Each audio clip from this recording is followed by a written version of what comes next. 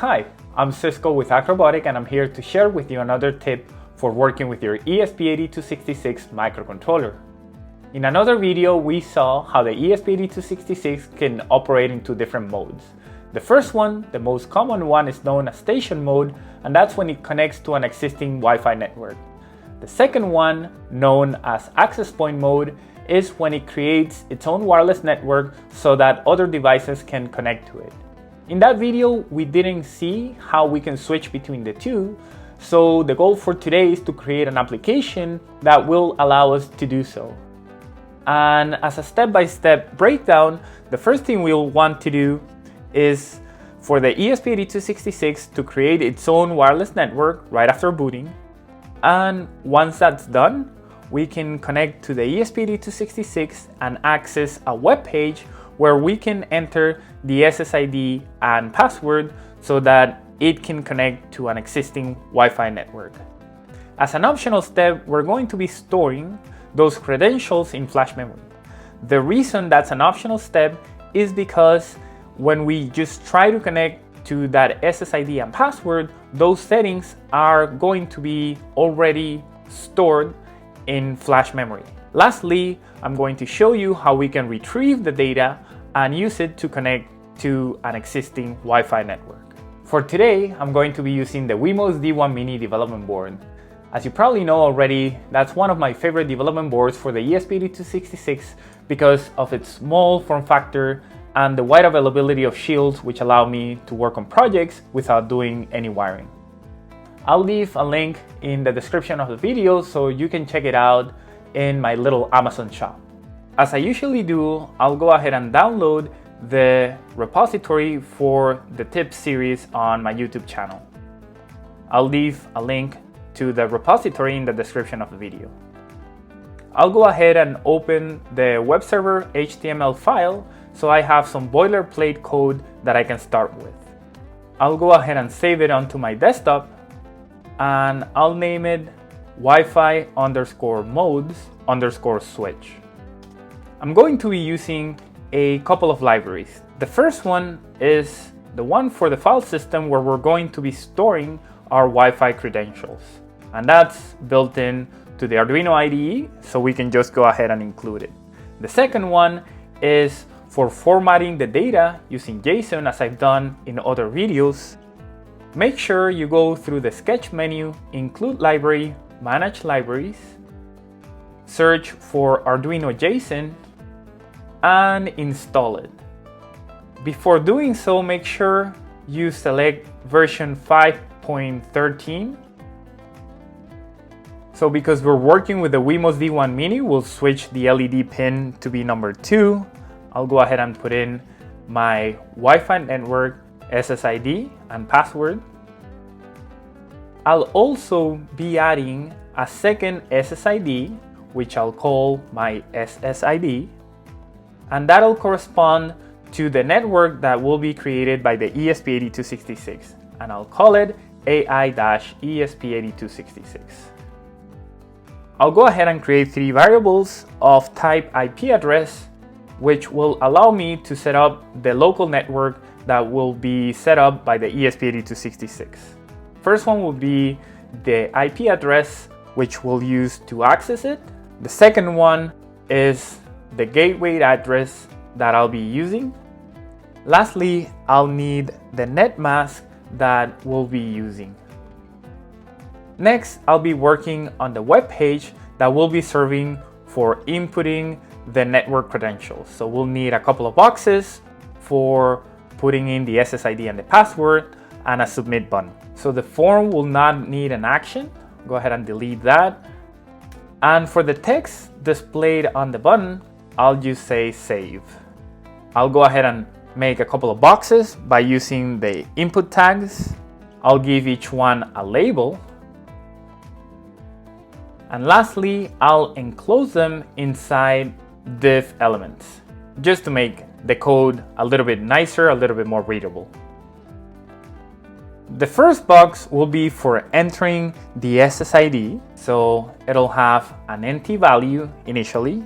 I'll give it the ID SSID and a little placeholder text that will read SSID. Then the label will be for that input tag, so I'll use the same ID, and I'll just use SSID for the actual label. Similarly, for the password box, I will give it the ID password, so the label will refer to it. It will have an empty value initially, and will specify that it's of type password so that the text that's entered is not displayed. We'll also have some placeholder text that'll say password, and the label will read password as well. Lastly, when the button is clicked, I want to call a JavaScript function that will allow me to pass the data that's entered to the server running on the ESP8266. So I'll use the onClick attribute to call a function that I'll arbitrarily name my function. I'll go ahead and define that function using the script tags. For debugging purposes, I'll just log a message to the console saying that the button was clicked. Then I'll collect the data that was entered.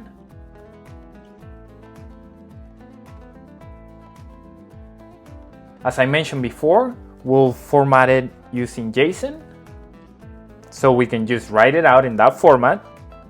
And lastly, we'll send the data using AJAX, as we saw in the video where we combined HTML and JavaScript.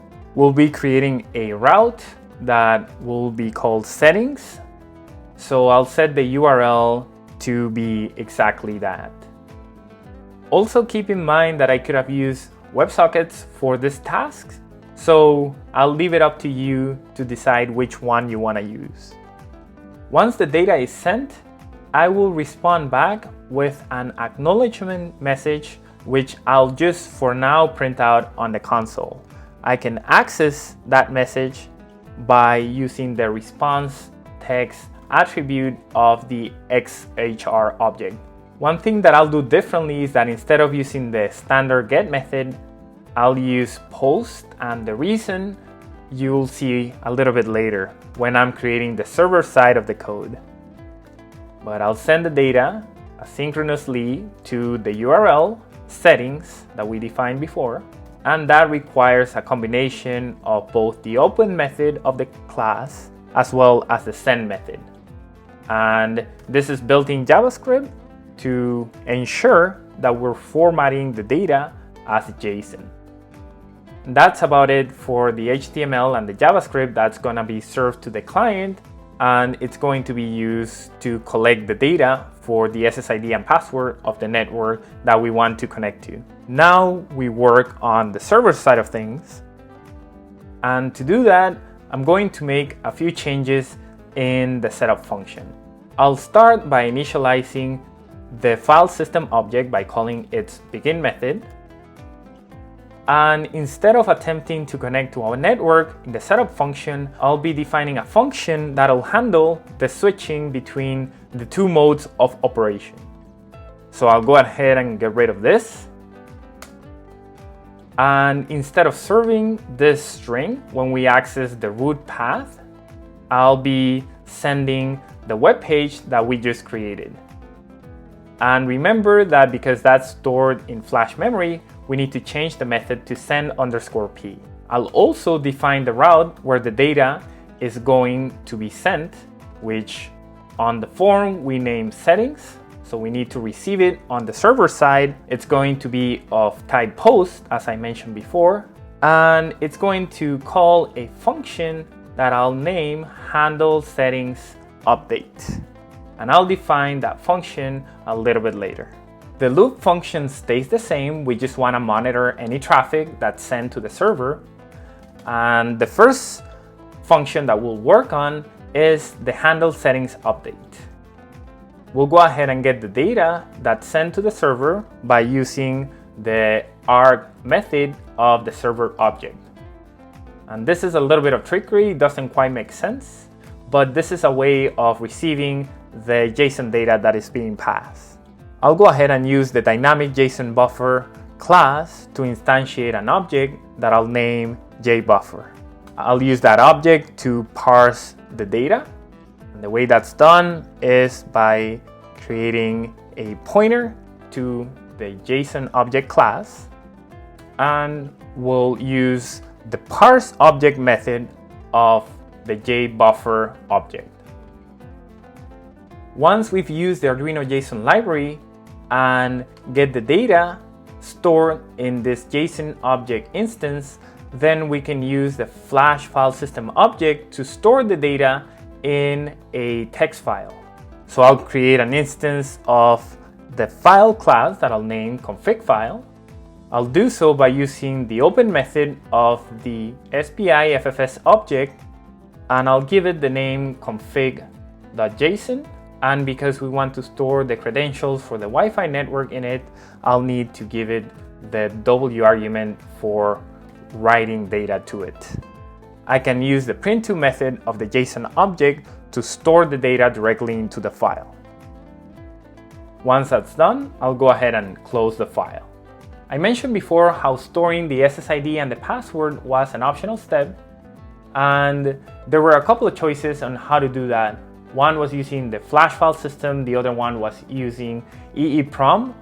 And if you compare the code, you can see why I choose to use the Flash File System. We saw how using simply 3 lines of code, we can store the data there. And if we compare it with using something like EEPROM, just going through this AutoConnect credential library, we see that we need to keep track of addresses. And to be honest, I just don't see the point of using something so complex, where the goal is to just store data that's available when the device loses power. So I choose to always use the Flash File System to achieve that purpose. So once the data is stored, I'll just send back a message to the client saying, hey, I received the data, and I'll use the send method with code 200. And the message itself will be also formatted in JSON. I'll simply have a key named status, and its value will be OK. To give a little bit of time to the server to send that response, I'll delay for half a second. And after the credentials are stored in flash memory, I'll go ahead and run the function that I'll define next, called Wi-Fi Connect. So let's go ahead and define that function where we're going to try to connect to the data that was stored. And if that's unsuccessful, then we'll create our own wireless network. The first thing is that we want to reset all the networking. Instead of checking in which mode we're operating, I'll go ahead and simply disconnect from both the access point mode as well as the station mode. I'll give it a second delay to make sure that that happens. And the first thing I'll do is check whether there is credentials data stored in the config.json file so that I can try to connect to a network. So if the file exists, I'll create 2 character pointer arrays to store both the SSID and the password data. I'll initialize them to be empty. And if the file exists, then I'll go ahead and try to open it. Notice that I'm not being very careful to check whether these methods work correctly. So in your application, I encourage you to do so. The way to get the data out of the config.json file is a little bit odd, but nothing like working with the EEPROM as I showed you before. So bear with me as I write the code that's necessary to do so. You can read the documentation if you're interested in finding out more information, but I won't go into detail as to what I'm doing. Once the data is read, I'll go ahead and close the file and make use of the Arduino JSON library once again to get the data and try to connect using the credentials that are stored. The process is similar to what we did before to receive the data from the client. So if that actually is successful, then we'll go ahead and extract the data from that JSON object. We can go ahead and first store it into the variables we created, switch the mode to station mode, and then use the begin method of the Wi-Fi object to try to connect to the network using the credentials that were stored in the file. As usual, we'll wait around a few seconds to see if the connection actually happens. So I'll need a variable called start time that I'll set it to the output of millis. Use the status method of the Wi-Fi object to monitor whether the connection is successful or not. We want to give it half a second in between checks, and we'll just print something out to the serial monitor. And as a visual cue, I'll go ahead and toggle the LED on and off, just to know that we're actually trying to connect to a network. We'll wait for 5 seconds to see if the connection actually happens. You can wait for a little bit longer if you wish. And that's about it for using the station mode. So now we can check if that was successful. Then we can just turn off the LED, right? We want a visual cue to know whether we're connected to a network or we're creating our own network using the ESP8266. So I'll use the built-in LED for status indication. It'll be off when we're in station mode successfully connected, and it'll be on when it's in AP mode creating its own wireless network. So if it's not connected to a network, then we want to start the AP mode. To do that, we set the mode to Wi-Fi AP. Then we configure that access point with the variables of type IP address that we created in the beginning using the method soft AP config. And we'll start the AP network using the soft AP method of the Wi-Fi object using the SSID that we defined in the beginning, that I named it AI-ESP8266, and I'll use the same password that I'm using for accessing my own Wi-Fi network. As we did before, we'll use the LED to indicate the mode that the ESP8266 is operating in. And in this case, the LED will be on for indicating that it's operating under access point mode. Lastly, I'll go ahead and output some data onto the serial monitor. And instead of writing a bunch of print statements, I'll simply use the print diag method of the Wi-Fi object, which will tell me the most important data about the network, whether I'm under access point or station. And we're finally ready to test things out. Go ahead and connect the WeMos or whatever development board you're using to USB. Go to the Tools menu and make sure that the correct board and the correct port are selected. As usual, make sure you've seen in my other videos or tutorials around the web how to configure your development board to communicate with your computer so that this step works correctly. Hit upload. After the code is uploaded, we can open up the serial monitor, and as we would expect, the first thing that the ESP8266 does is start out in access point mode. And the reason for that is because we haven't given it any Wi-Fi credentials so that it can try to connect to our own Wi-Fi network. If we go ahead and open the Wi-Fi menu for our computers, we should see it pop up under the available nearby Wi-Fi networks. We can go ahead and connect to it, use whatever password you used, wait a few seconds, go to your browser, and use the IP address that we specified for the AP configuration.